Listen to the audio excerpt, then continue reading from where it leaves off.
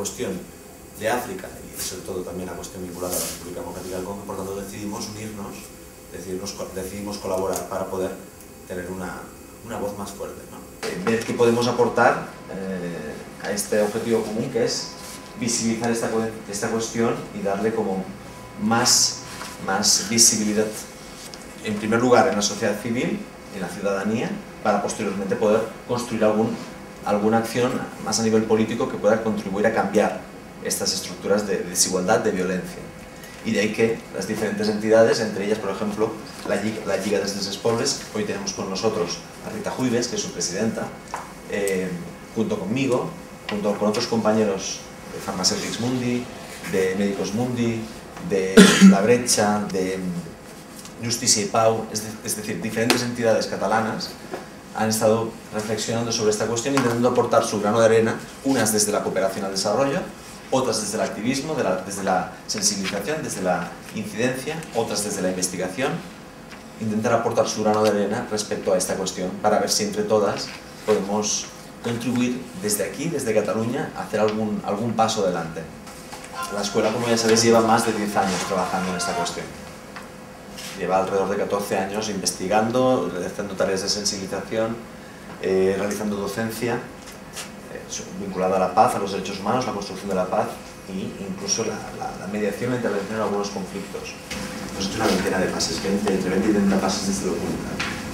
Lo presentamos en los Cines Verdi, en Barcelona, y después en Guatemala, creo que se han hecho como 5 o 6 pases en otras asociaciones, otros cines. El trabajo que vamos a hacer en este debate me hace raíz de varios viajes que hemos realizado al terreno. En mi caso, he estado 2 veces en Congo, en 2009 y en 2012. ¿De acuerdo? También en paralelo he estado en Burundi, en Uganda, en el norte de Uganda, en Kenia, pero en lo concerniente a los Grandes Lagos, digamos que son estos países los que he visitado, muchas veces enfocado al análisis, a la investigación sobre esta cuestión, sobre las diferentes cuestiones que aparecen en el documental.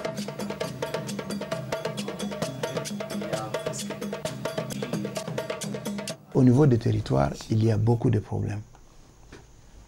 Et ces problèmes sont liés à la présence des groupes armés étrangers, FDLR, qui sont là depuis 1994. Ils sont venus après qu'il y ait eu la guerre, l'accident de l'avion du président au Rwanda, et il y a eu ce qui s'est passé au Rwanda. Au mois de juillet, une opération des Nations Unies, appelée Opération Turquoise, a fait traverser les populations rwandaises fuyant la guerre au Congo. C'est la France qui a, avec l'opération Turquoise, qui a amené le FDLR. Hein. Ils ont cautionné cette situation. Les FDLR, les Hutus rwandais ont traversé les frontières armées. C'était la France. Mais dans ce lot de traversées, il n'y avait pas seulement les civils. Il y avait aussi les miliciens, il y avait aussi les militaires rwandais, les ex-FARC. Il y avait les enfants non accompagnés. Et donc, ils nous ont dit c'est juste temporellement et puis ils vont rentrer chez eux. Et ils ne sont jamais rentrés chez eux. Et comme le Rwanda est à la frontière avec la partie est du Congo, une partie a pris la direction de Goma, le Nord Kivu, une autre la direction du Sud Kivu, à partir d'Uvira, et on pouvait les voir, différents camps érigés, jusque vers le plus grand camp qui était Mugunga. El FDLR en ese momento era el ejército de Ruanda, el gobierno de Ruanda, forzado por un grupo armado que era el Frente Patriótico Ruandés, procedente de Uganda. Este grupo armado forzó la caída del régimen que cometió el genocidio. Y este régimen genocida, es decir, estos residuos del ejército y del gobierno ruandés se refugiaron en el este del Congo. En 1996, une attaque survient sur la ville de Bukavu. L'attaque qui vient démanteler les camps de réfugiés et les disperser loin de la frontière. Ces attaques qui les ont dispersés les ont repoussés plus à l'intérieur de la ville. C'est-à-dire, au lieu d'être aux frontières pour rentrer au Rwanda, ils vont se retrouver à des milliers de kilomètres. Ruanda, a pesar de que firma el acuerdo de paz con el gobierno del Congo en el 2002, sigue periódicamente, oficial y extraoficialmente, es decir, de forma secreta o a veces de forma pactada, invadiendo el Congo para intentar capturar a estos sectores, estos residuos del régimen genocida. Pero claro, estamos hablando que el genocidio tuvo lugar en el 94. La gente que cometió en ese momento el genocidio con la gente que hoy en día forma parte del grupo armado que persigue Ruanda tienen poco que ver ya. Han pasado casi 20 años. Mais ce qui est curieux aussi, ils sont dans différents endroits où il se passe l'exploitation des minéraux. Et maintenant, il y a un problème de l'insécurité qui peut être lié aussi à l'exploitation des ressources. This is a very important area as far as the mining and the natural resources are concerned. There are two important localities in this area of responsibility. One is BCA and another is Kilambu. Cassiterite and bauxite, these are the two minerals which are being excavated. BCA, approximately 15 to 20,000 people are employed in the profession of. Cada 15, cada 20 días está saliendo un teléfono móvil con mayores novedades, con mayores cosas, y somos unos consumidores irreflexivos. Y ya también el problema, porque mira, por ejemplo, Nokia, que compra los minerales de las empresas grandes de electrónicos en África, y sus fábricas, empresas están en Asia, donde las condiciones de trabajo son brutales, con números de suicidios en China. Lo que podemos intentar empezar a hacer nosotros y nosotras es empezar a tener una reflexión alrededor del consumo. Hace 2 meses tuve una feria de tecnología de celulares acá. Mucha gente de Brasil estaba acá. Ya este fin de semana en Brasilia también tuve una feria con Nokia, Samsung y otros más también. Y no tienen voz activa tampoco para saber. ¿El mineral solo tiene el Congo o hay más países que lo tengan? Hoy en día el Congo aporta el 10% del volumen de coltán que hay presente, digamos, en el uso, digamos, de la industria. Pero, a la vez, sí que también hay un cierto consenso en que el Congo atesora alrededor del 80% de las reservas. Es decir, que las explotaciones que había en Brasil, y que hay en Australia, se han ido agotando y que la del Congo todavía es, digamos, virgen. Now I have arrived. Finally I'm here. This is what I've been looking for. In this place, people die so we can get mobile phones. This mountain is full of improvised mining shafts, and I get a feeling that the whole mountain could collapse at any moment. 5 years ago, this place was only jungle.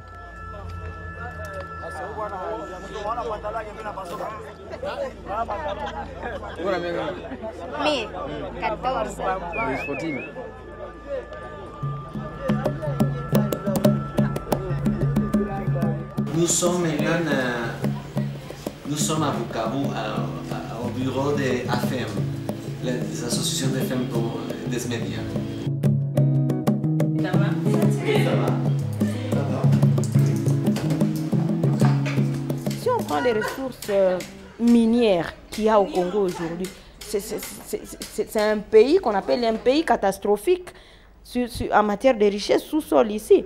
Mais à quoi est-ce que ça profite aux Congolais? Ici, un Congolais peut naître, grandir et mourir. Il n'a jamais vu de l'or de ses propres yeux. Alors qu'il marche sur l'or ici, il est là, partout il y a de l'or, mais un Congolais peut naître, grandir et mourir alors qu'il n'a jamais touché de l'or. C'est inconcevable. Il y a de fraude, il y a de vol, de pillage des ressources.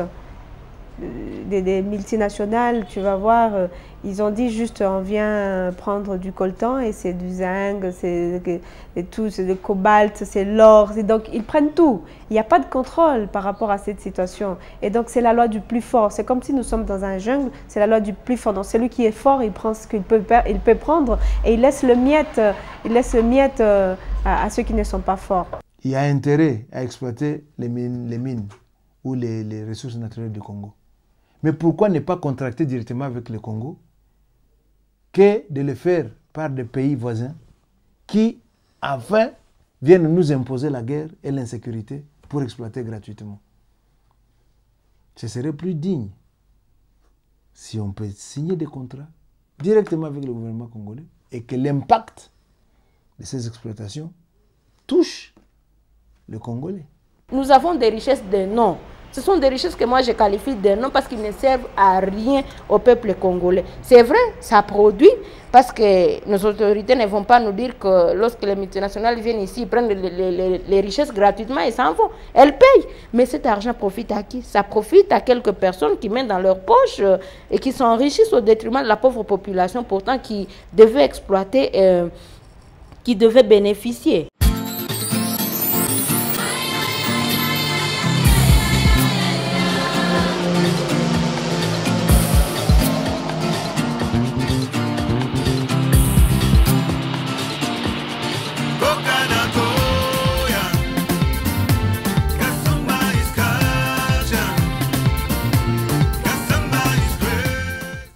La vie sociale est difficile. Les fonctionnaires n'ont pas un salaire décent. De même les militaires, de même les policiers. C'est ce qui fait que, en différents endroits, on enregistre des cas de meurtre. La justice n'est pas encore à la hauteur de contenir toutes les situations. Et les populations qui considèrent qu'ils ne sont pas sécurisés, ils se prennent en charge par une sorte de justice populaire. Cela consiste a se venger. Si de $30 que cobra el soldado a 200 que puede estar cobrando un médico, a 300 que puede estar cobrando un juez.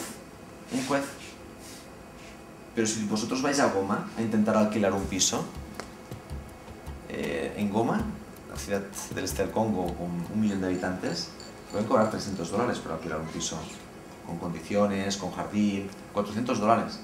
¿Por qué? Porque ha habido un boom a partir de la presencia de ONGs y de Naciones Unidas, de todas las organizaciones, que ha multiplicado el precio de la vivienda. Y claro, un juez cobrando $300 al mes, justito. Il n'y a pas de programme clair pour lutter contre la pauvreté. La corruption a un impact très très négatif sur la lutte contre la corruption. Les gens ils font fortune en toute impunité sur le dos des citoyens. Comme les évêques l'ont dit, qui est devenu, je crois, une culture et un mode de vie. Donc la corruption est devenue un mode de vie et sur fond d'une impunité totale. Donc on nous annonce à la radio que tel fonctionnaire a détourné des millions de dollars et par après il n'y a pas d'action. C'est que dans tous ces champs où il y a l'impunité, où il y a la pauvreté, où il y a l'absence de l'État, je crois que les champs est favorable à l'émergence des conflits. Pero hay inequidad también, se ve inequidad en el Congo. Es decir, grandes diferencias entre ricos y pobres, o todo el mundo es pobre, ¿cómo es la cuestión? O sea, hay una pequeñísima clase rica, muy rica. Entonces tenemos una mayoría de la población que vive en condiciones de pobreza, de extrema pobreza. También es cierto que en el mundo agrícola, en el mundo rural, la población vive cuando se habla de estos porcentajes, por ejemplo, del PNUD, del dólar diario. No es lo mismo, ni mucho menos, $1 diario en Barcelona que $1 diario en el Congo. Pero es un estado fallido, ¿no? El del Congo. ¿Qué entendemos por estado fallido? Bueno, en el sentido que no controla, ¿no? Por lo menos gran parte de su territorio. Y no garantiza la seguridad, ni servicios, ni... No todo el ejército es corrupto. Hay sectores del ejército que son más corruptos, sectores que son más, digamos, más leales. Hay oficiales que realmente respetan los derechos humanos, como a la vez hay oficiales que están abiertos a contribuir a que su sueldo se incremente. Imaginaos, es que seguramente a lo mejor yo haría lo mismo. ¿Y vosotras?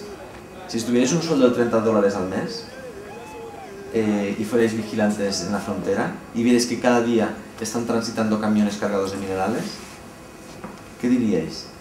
¿Que pase el camión tranquilamente? ¿O pararíais el camión y le diríais al conductor, conductor, este camión no pasa menos que... Poneros en ese dilema. On nous appelle aujourd'hui un pays où coule le miel et le lait. C'est comme ça que tout le monde sait au monde que le Congo, c'est un pays où le lait et le miel coulent. Et c'est vrai parce que si vous voyez les richesses qu'il y a au Congo, dans le sous-sol et sur les sols congolais, vous ne pouvez pas imaginer que c'est au Congo qu'il pouvait y avoir des fonctionnaires impayés depuis plus d'une décennie. Vous ne pouvez pas imaginer que c'est au Congo qu'on pouvait trouver des enfants mal nourris, des enfants non scolarisés à un niveau là très élevé et des personnes analphabètes. C'est pas au Congo qu'on pouvait imaginer ça si réellement ces ressources-là servaient au Congo. Los políticos son un reflejo de la sociedad en la que viven. Y de ahí que cambiar los políticos o el sistema político vendrá cuando pues, la educación, vendrá cuando el volumen de sociedad civil, las críticas de la sociedad civil, las denuncias, el activismo sea lo suficientemente potente como para contribuir a hacer surgir nuevos partidos políticos, nuevos movimientos sociales que derroquen a estos partidos, que supongan una alternativa real. Existen partidos y existen movimientos, pero por ahora no están suficientemente vertebrados. Quien tiene recursos porque está en el poder tiene más capacidad propagandística, tiene más capacidad mediática para alcanzar toda la población.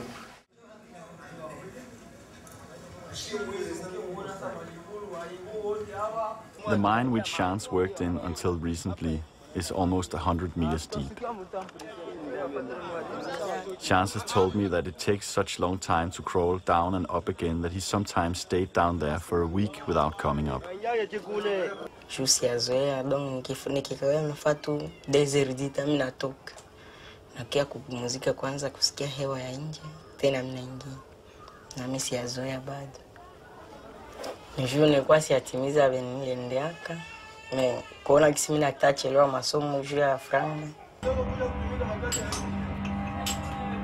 Aujourd'hui, on assiste à un exode rural très considérable ici. Avant, c'était nos villages qui nourrissaient la ville. Mais aujourd'hui, les gens du village ils viennent chercher à manger ici pour ramener au village. Et c'est le travail de la femme qui est en partie.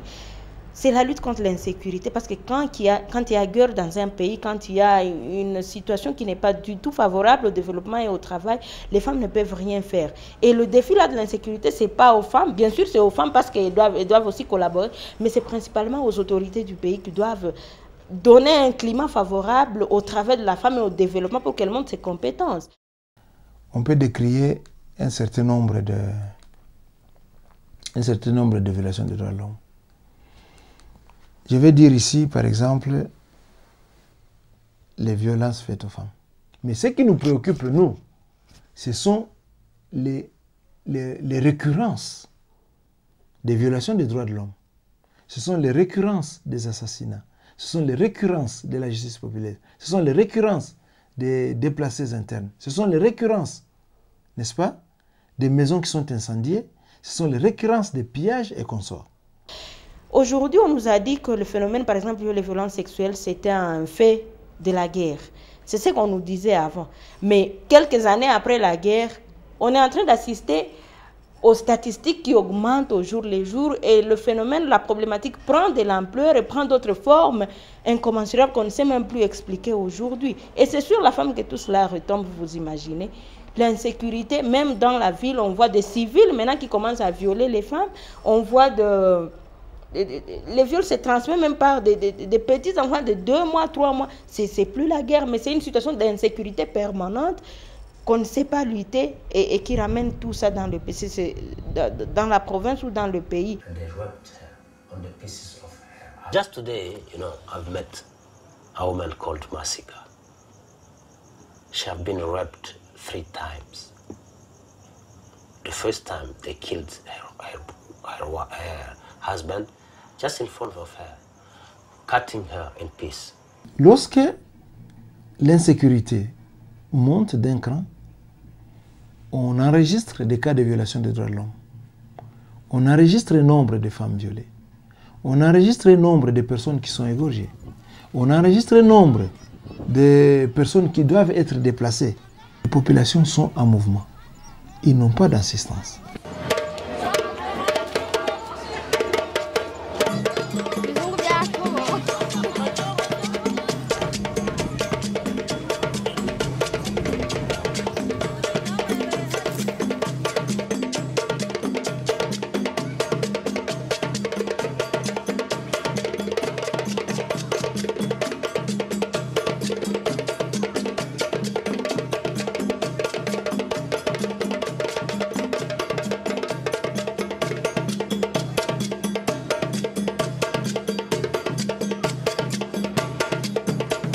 la situation de la femme n'est pas du tout bonne plutôt au niveau social. Parce qu'aujourd'hui, il y a certaines cultures ici au Sud Kivu qui croient encore que la femme n'a pas une place de choix à côté de l'homme dans la société, que la femme ne peut pas parler là où les hommes sont en train de parler. La femme aujourd'hui est victime de beaucoup de choses ici au Sud Kivu, les viols, les violences sexuelles, les traumatismes, les stigmatisations, mais elle ne peut pas aller en justice parce qu'elle ignore, elle ne connaît pas où est-ce qu'elle peut s'adresser. Et vous trouvez que la situation continue, elle continue à s'engouffrer parce qu'elle ne connaît pas. Vous trouvez qu'il y a encore des mariages forcés ici où le papa de la fille dit « tu dois marier tel homme » et c'est parce que c'est le père qui a parlé, la fille doit respecter. Sur le plan économique, c'est la même chose. C'est la même chose parce que la femme n'est pas détentrice d'un pouvoir économique quelconque ici. Le pouvoir de l'achat de la femme reste encore très faible. Elle travaille, elle produit, mais c'est l'homme qui contrôle tout ici. I go to look for Chance to ask him if he will help me. Chance isn't there, but his mother invites me in. Mimi nashukuru Mungu sana kuona gisi anaponyoka mwa ile hali ya vile. Juu bale bote wenye balikufa kule ye hakukuwa mzuri. Pendant la période électorale, les femmes n'ont pas postulé, les femmes n'ont pas vraiment mis leur candidature, surtout au niveau des villages, parce qu'elles n'avaient pas de moyens pour mener leur campagne. Elles ne pouvaient pas le faire parce qu'ils avaient un faible pouvoir économique. Et c'est comme ça que dans nos villages, les femmes n'ont pas été très représentées dans la gestion de la chose publique. C'était l'une des causes de la non-représentativité de la femme.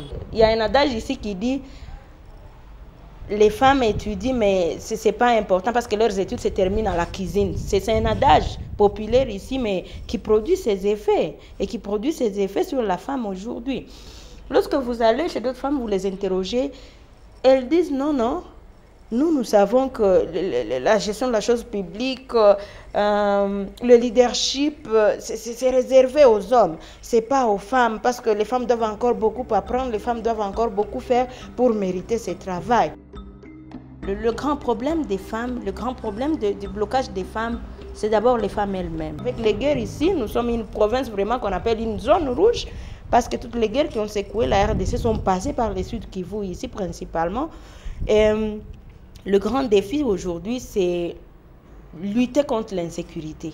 Entonces yo lo que veo es que el momento donde se visibiliza más este conflicto es cuando aparece la mujer como víctima, el feminicidio, la violación, la agresión, pero no aparece en el tema de la responsabilidad social empresarial que hace también tropecientos años que está allí. Y ahí se ve en el documental, ¿no?, la respuesta de Nokia como diciendo, esto no nos conocieron, ¿no? Sorry, we don't have anybody who can comment on that here available today. I'm truly sorry, I was not able to find any spokesman.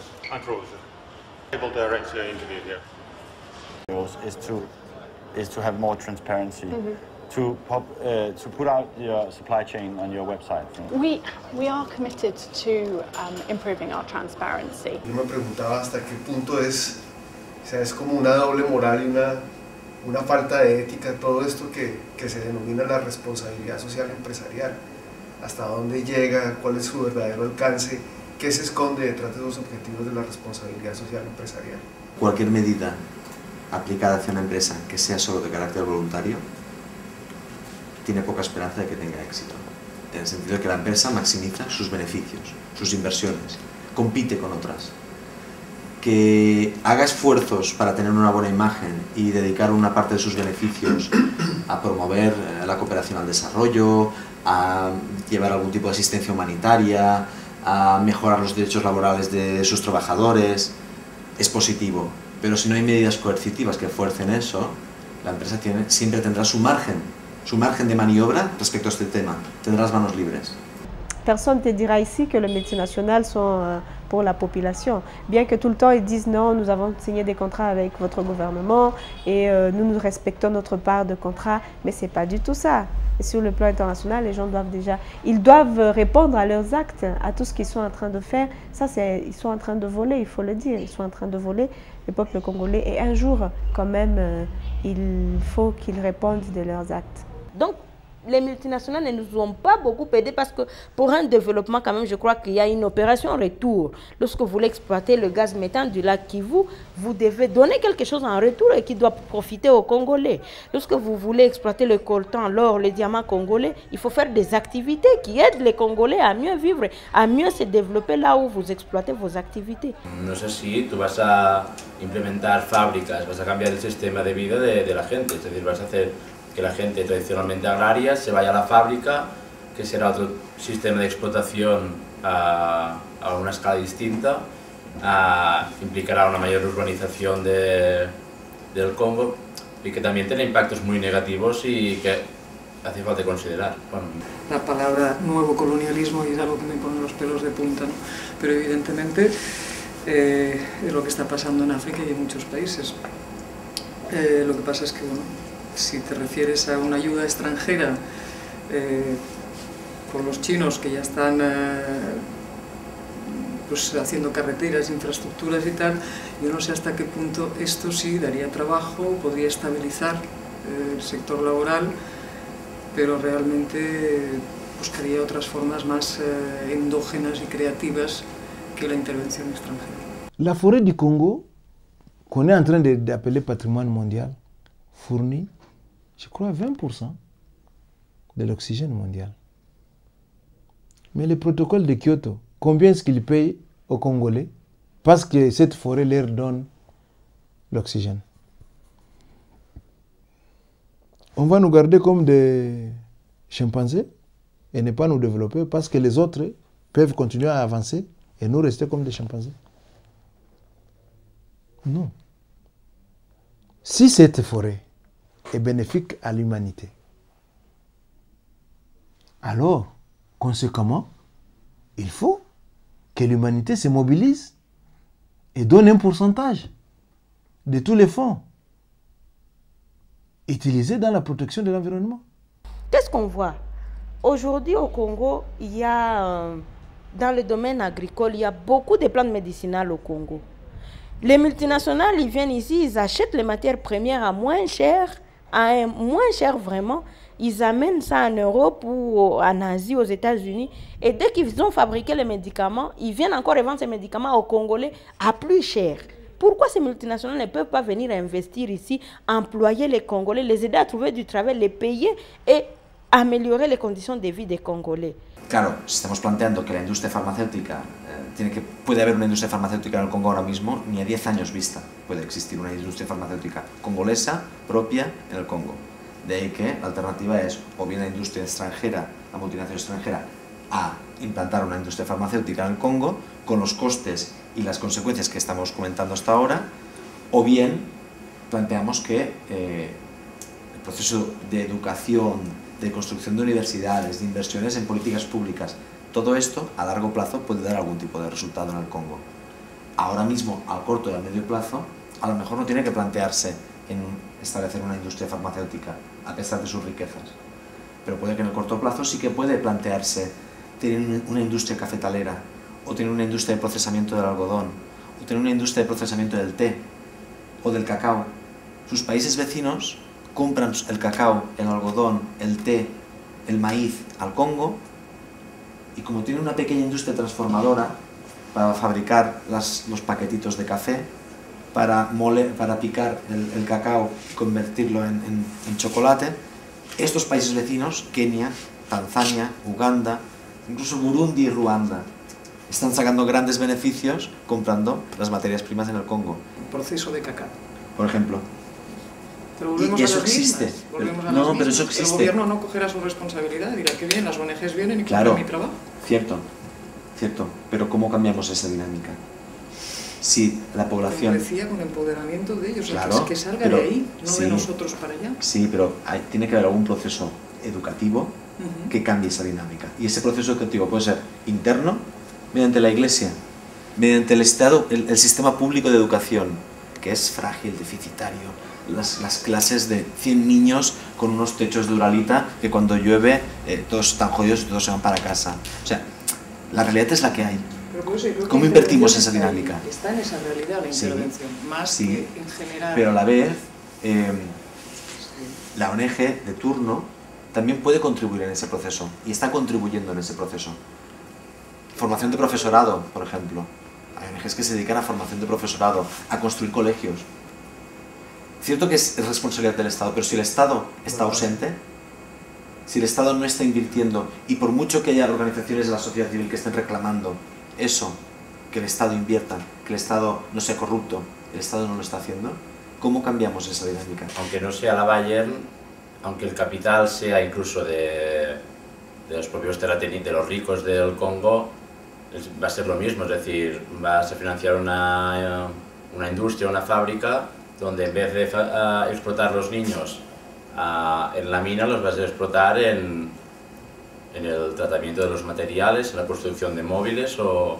Creo que también es muy importante que las ONGs de aquí, cuando marchamos allá, es saber que vamos a trabajar a medio y largo plazo y que no tenemos que esperar un resultado, yo diría, casi inmediato.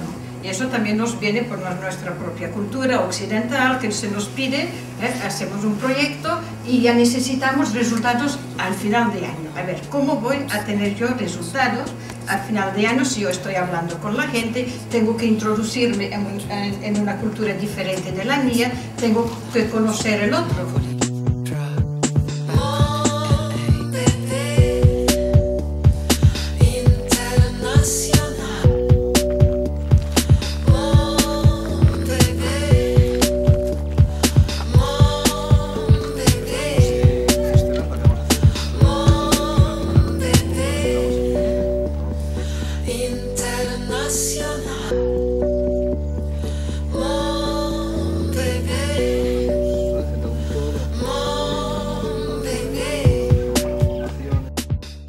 Bien que l'État ait signé des accords qu'on appelle les accords léonins qui profitent seulement aux multinationales et ça ne profite pas au peuple congolais, mais également ces accords profitent à certains individus qui sont au niveau du gouvernement, qui profitent de ces accords, qui ne profitent pas également au peuple congolais.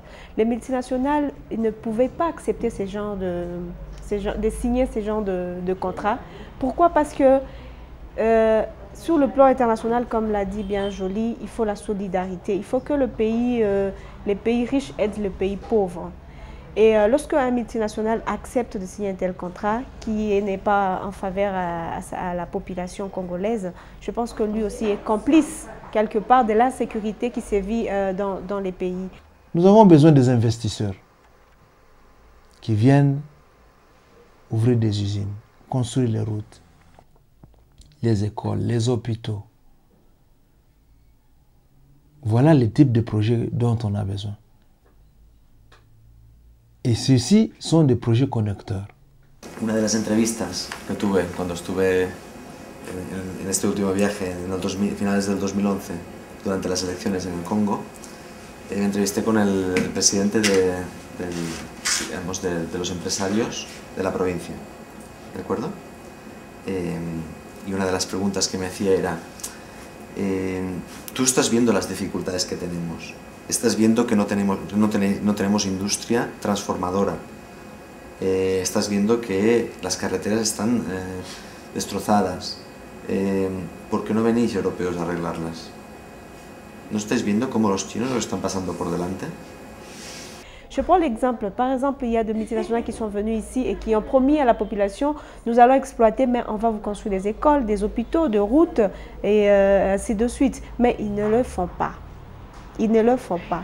Et le gouvernement congolais est là, ne suit pas, ne fait pas de contrôle, des audits, ainsi de suite. Rien ne s'est fait. Et donc la conclusion, c'est que les multinationales favorisent également l'insécurité, la pauvreté du peuple congolais. Y yo le respondía, cierto, los chinos están viniendo más rápidamente que los europeos porque asumen unos costes inferiores, porque las leyes que deberían regular los derechos laborales, la empresa que debe estar presente en el Congo, etc., la empresa china se puede adaptar mucho mejor a unas circunstancias de irregularidad. Y también sobre todo por el hecho de que finalmente la calidad del producto, en este caso concreto la carretera, estábamos hablando de que realizaban carreteras que eran de tierra plana, apisonada, en un país donde la estación de lluvias es muy intensa. Cada temporada de lluvias, durante la temporada de lluvias, del momento más intenso, la carretera de tierra apisonada volvía a estar destrozada. Pero el coste que había supuesto, cada año se estaba replicando, ¿cierto? Era infinitamente mucho más barato hacer una carretera de tierra apisonada que hacerla de alquitrán. Les routes ne sont plus praticables.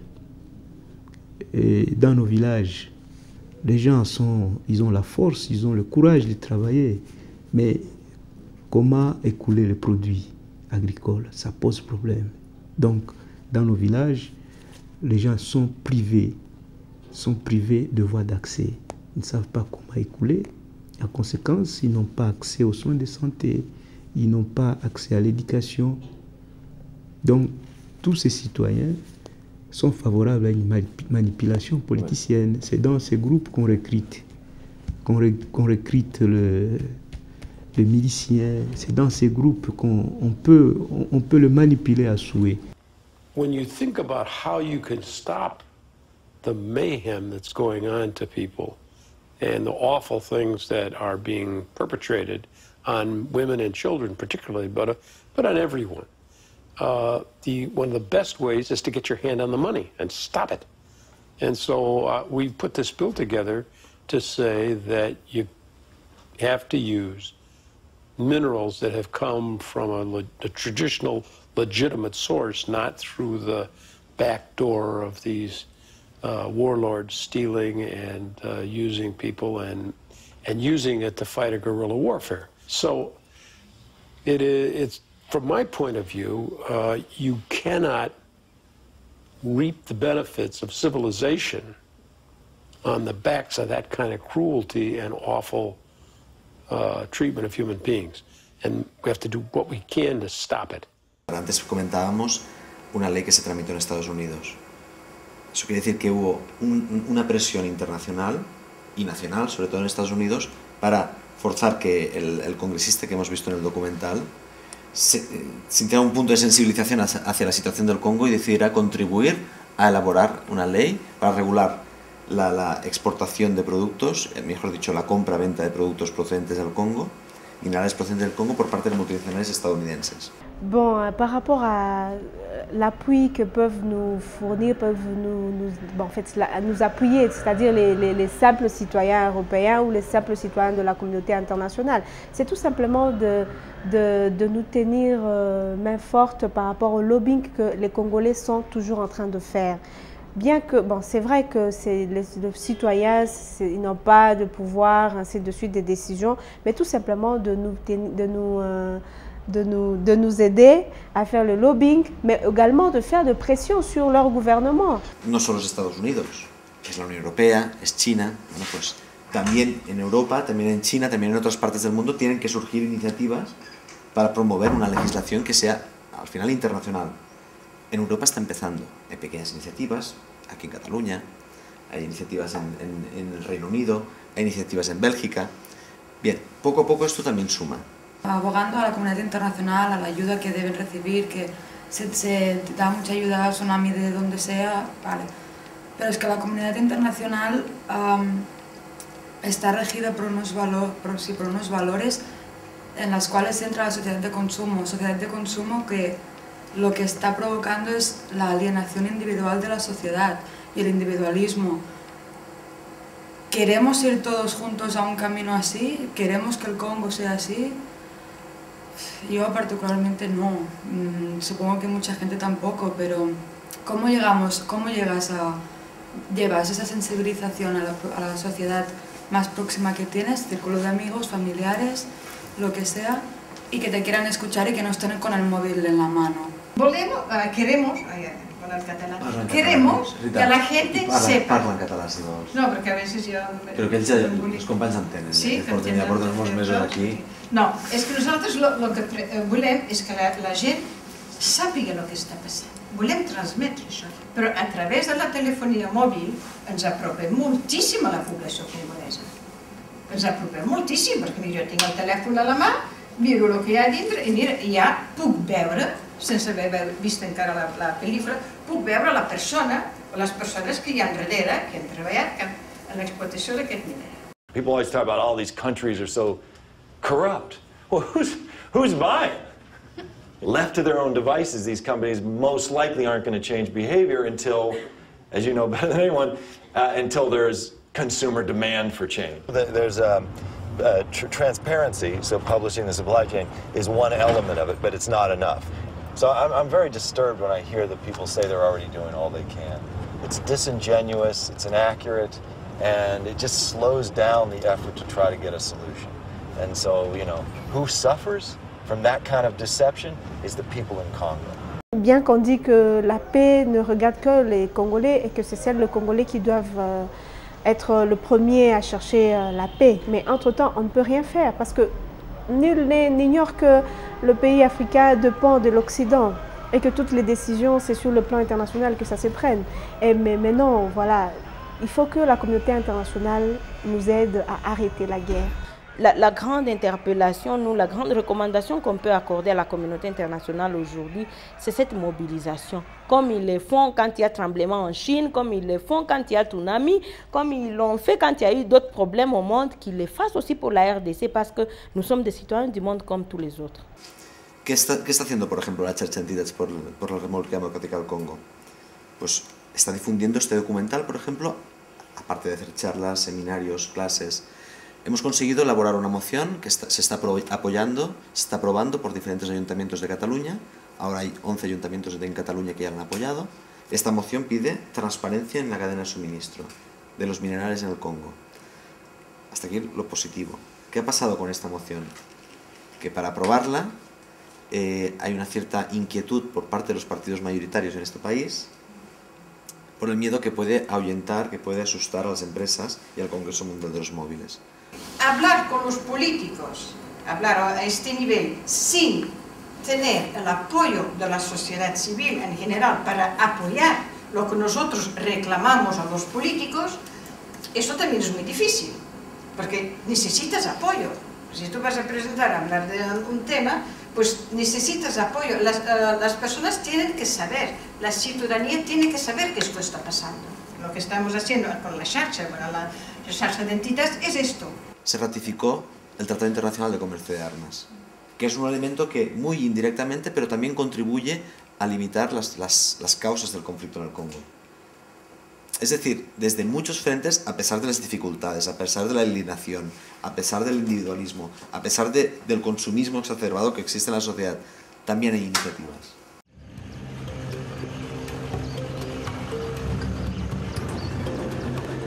Le Congo est membre des Nations Unies aujourd'hui. Mais lorsque vous voyez la mobilisation que les pays des Nations Unies font eux-mêmes en faveur du Congo, c'est rien du tout. Moi, je ne cache pas la face, c'est rien du tout par rapport au problème qu'il y a au Congo aujourd'hui. Parce que quand cette guerre a commencé, on ne savait pas que ça allait durer une dizaine d'années. Nous, on pensait que c'était un problème de 2, 3 jours, 1 mois, 2 mois. Mais voilà que des enfants sont nés, ils sont grandis, ils vieillissent dans ce même problème et ça prend de l'ampleur chaque jour, chaque jour. C'est parce qu'au seul État congolais, il faut qu'on le reconnaisse, il y a encore des difficultés énormes ici. Vi que estaban los cascos azules, pero ¿qué mantenimiento de paz es el que tienen de hecho ahí? Es que me gustaría... Naciones Unidas llega en el 99 a petición del Congo y otros países de la región para intentar... en esos momentos lo que se denomina intentar forzar un alto al fuego. Entre las partes, Naciones Unidas establece una misión que en esos momentos, y todavía hoy en la actualidad es una de las mayores misiones de Naciones Unidas en el mundo, cuenta con alrededor de 20.000 soldados. En ese momento establece un acuerdo de alto al fuego. Los países que se están enfrentando, porque en el Congo se enfrentaron alrededor de 11 países junto a los grupos armados, algunos apoyando al gobierno y otros apoyando a los grupos armados. En ese momento estábamos hablando de una guerra mundial, lo que se conoce por la Primera Guerra Mundial Africana, en el sentido de que tal era la implicación de los países de la región, los recursos, los militares que habían invadido el Congo, cobrando a base de explotación de minas algunos ejércitos, el angoleño por ejemplo, el de Zimbabue también. La MONUC est venue à notre rescousse. C'est la plus grande mission des Nations Unies au monde aujourd'hui. Près de 20 000 hommes. Je crois qu'on devrait demander à la MONUC d'imposer la paix. De s'interposer réellement. Par exemple, aujourd'hui, avec l'opération Kimia 2, chaque fois qu'il y a poussé, on peut mettre par exemple la MONUC à rassurer la population, à faire une police ou à former une police qui garde la sécurité de la population. Mais quand on déplace ces militaires ici pour aller déstabiliser les camps des bandes armées là-bas, ces populations qui restent ici sont sans protection, sans police, sans MONUC, sans armée. Et ils reviennent commettre encore des forfaits. Mais aussi il y a toute la confusion qui peut surgir. Naciones Unidas, sus cuarteles, sus bases en el Congo apenas controlan un 10% de todo el territorio y controlan las principales vías de comunicación. Están patrullando las principales vías de comunicación.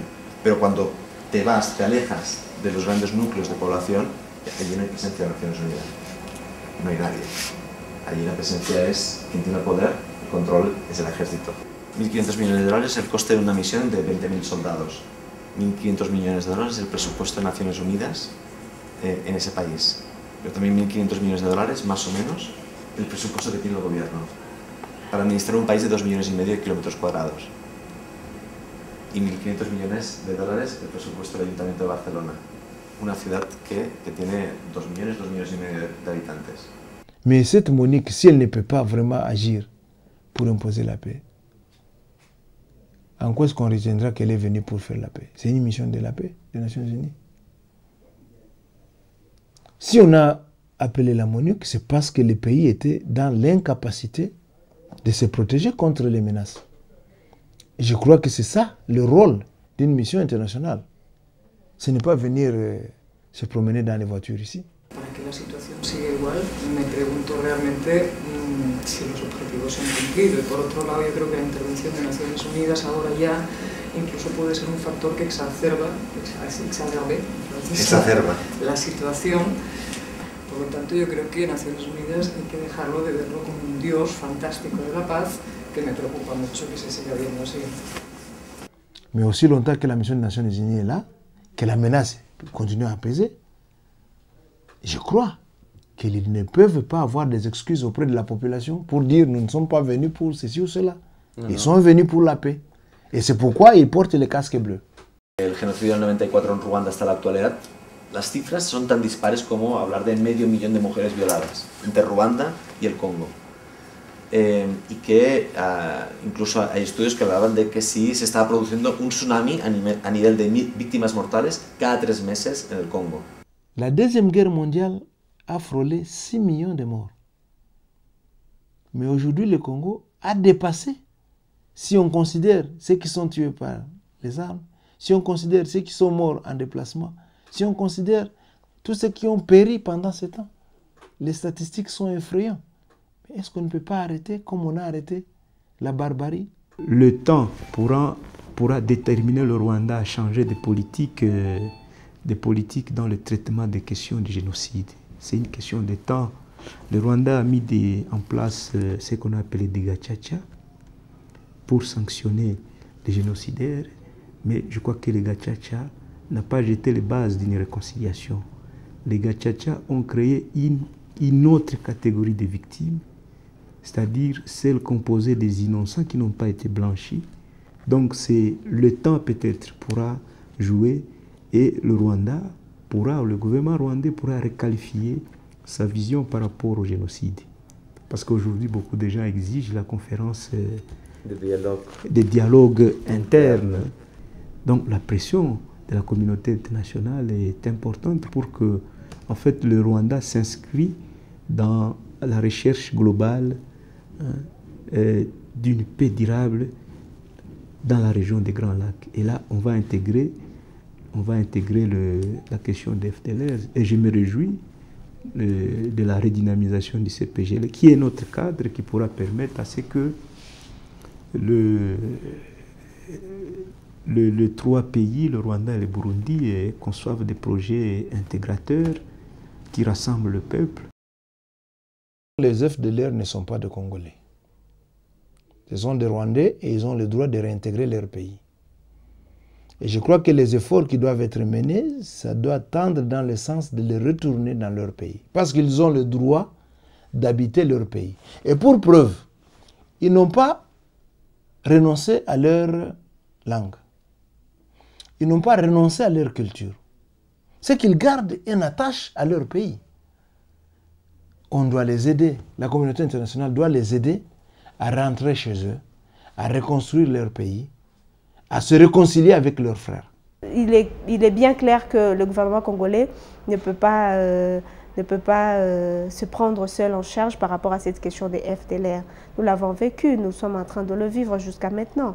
C'est la communauté internationale qui est responsable de tout ça. Les différents groupes congolais ont été invités à intégrer le processus de paix. Et c'est ça le programme Amani. C'est ce qui fait aujourd'hui qu'il y a des brigades désintégrées. Mais tous ne sont pas entrés. Parce que les FRF, par exemple, est toujours réfractaire. Ils sont dans les hauts plateaux de Minembwe. Le Rwanda a pu parrainer certains mouvements rebelles. En fait, c'était pour répondre à la problématique des FDLR, qui fait partie aussi des problèmes, des enjeux. Alors, si le Rwanda, sur l'accord, le Rwanda et la République démocratique du Congo peuvent ensemble trouver une solution globale à ces phénomènes, je crois que c'est une bonne chose par rapport à la paix. El alto fuego ya no existe. Lo que pasa es que como tenemos, por un lado, Ruanda, como os decía, periódicamente entrando en el Congo o enviando soldados, agentes secretos, para reorganizar milicias.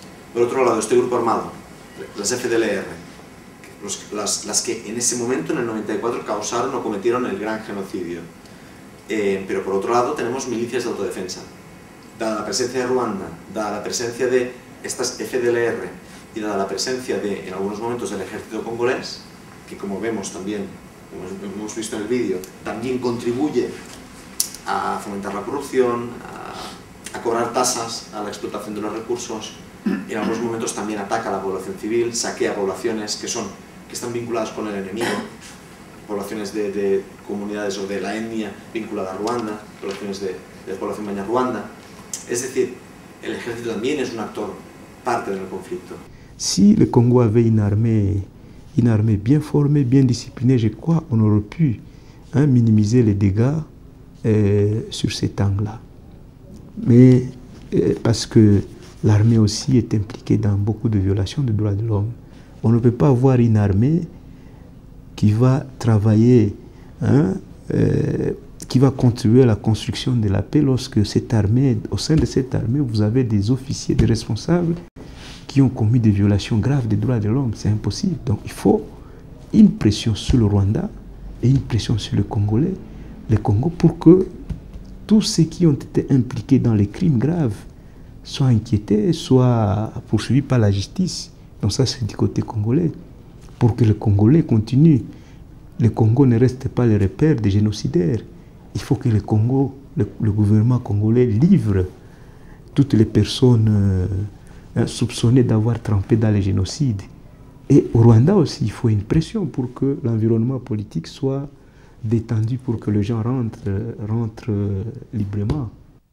La communauté internationale qui avait à ce moment-là activé l'opération Turquoise 1 peut aujourd'hui activer Turquoise 2 pour dire ceux qui étaient mineurs d'âge, ceux qui veulent rentrer et qui ne sont pas concernés par le TPIR, ils peuvent rentrer et être intégrés dans la société. Et je crois, c'est ça le plaidoyer qu'il faut faire. Ceux qui ont commis des forfaits doivent répondre de leurs actes. Parce qu'il ne faut pas qu'on demande au Congo maintenant, aujourd'hui, de chercher à contenir une insécurité permanente qui est comme une épine dans le dos. Nous sommes dans une région où au proie à la guerre tout le temps. Et lorsqu'il n'y a pas de paix, on ne peut rien faire. Même si on cherche la sécurité, même si on cherche le développement de la femme, même si on cherche le développement du pays, ça ne peut pas marcher lorsqu'il y a la guerre. Pendant toutes les guerres, toutes les rébellions, les populations rwandaises et congolaises ont continué les échanges. Ouais. Les populations rwandaises et congolaises ont continué à se côtoyer. Donc il y a, je crois, des points de convergence sur lesquels on pourra travailler. Et la communauté internationale, je crois, doit mettre le paquet, doit mettre la pression, pas sur le Rwanda seulement, et sur Kinshasa. Tout de suite là, le gouvernement du Sud Kivu vient de lancer un programme qu'on appelle Armes contre $100. Je ne sais pas si vous êtes informés. Hier, on a retrouvé seulement 12 armes. Mais ceux qui détiennent encore les armes et qui pensent qu'ils peuvent les restituer moyennant $100, c'est toute une campagne de désarmement. Mais nous, comme organisation de droits de l'homme, nous aurions souhaité que ces armes, une fois collectées, qu'on les mette dans une moule, qu'on en fabrique des tracteurs, qu'on en fabrique des roues, et qu'on interdise à ces pays qui nous envoient anarchiquement les armes à les faire. Parce que nous n'avons pas d'usine de fabrication d'armes. So what do you think I should, I mean, I've been following these teenage boys in Walikale. What should I, because I've been telling them that I'm coming here to film you guys and the way that you're suffering, and then I will go to Nokia and talk to them about, because they are the ones making a profit from your work. And now I'm here in Nokia, and what can I tell these boys? I mean, what do you think? What is if we look at the near future? Well, I think you can always tell, and I think that's very important, that there's always hope, and there's a hope for better future, but the solution is of course complex, and the road there is very complex. So this is like this is a hard thing to tell them, I think, that I have to go and say, well, you risk your life making this film, we were hoping for that it could, maybe change something. I can't, I have to tell you that it's not very likely that it will be very soon. Huh? I actually have much bigger hopes for your own film, actually. I think your film has a great opportunity to bring these things into attention in the Western world. Sorry, I need to take care of your schedule and sure. Yes. What time is it?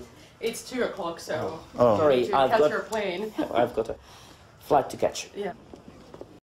Au lieu que les élections se déroulent sur des défis majeurs de développement, de lutte contre la pauvreté, on a vu les débats étaient plus ancrés sur l'appartenance tribale, ethnique. C'est un défi majeur. Un autre défi, c'est en fait la question, la problématique de la citoyenneté. La citoyenneté veut que le citoyen participe à la gestion de la chose publique. Elle veut que tout le monde accède aux services sociaux.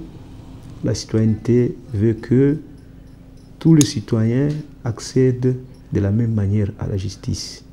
Et enfin, l'autre défi, c'est d'accorder un pouvoir économique à la femme. Que les autorités comprennent que quand même lorsqu'une femme travaille, elle doit mériter un poste, elle doit mériter une promotion, elle doit mériter un salaire égal au travail qu'elle fournit. Il ne faut pas dire que parce que c'est la femme, elle a un tel salaire, et parce que c'est l'homme, elle a un tel salaire. L'autre défi que les femmes doivent relever, c'est donc cette compréhension mutuelle entre les femmes.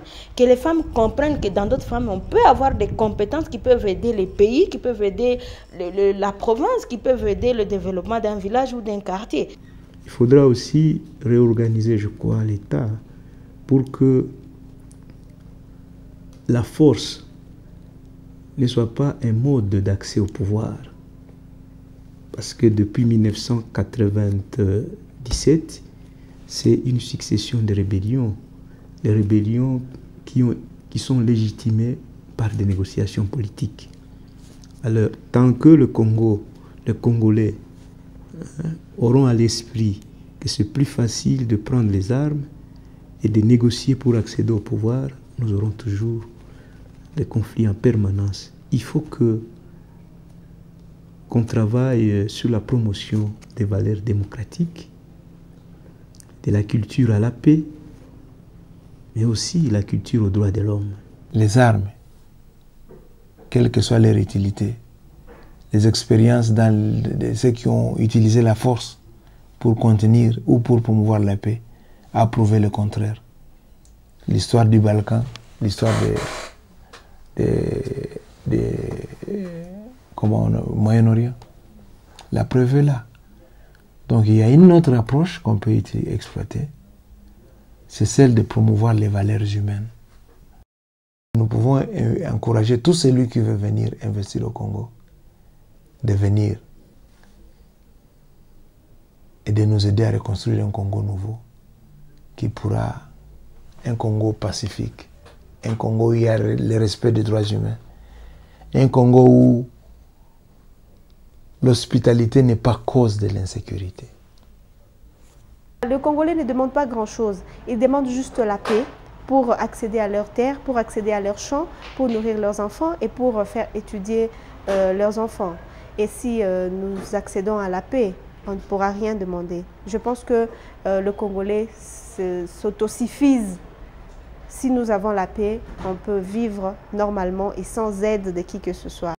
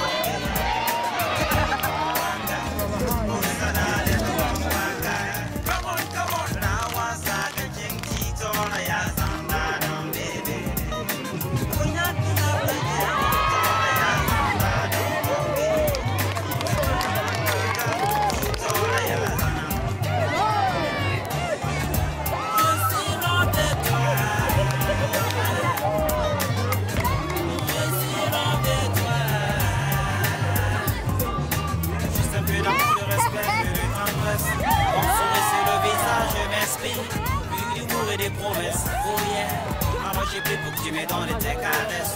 Et un amour qui progresse sans cesse. Lady girl, lève con wa titola yazana.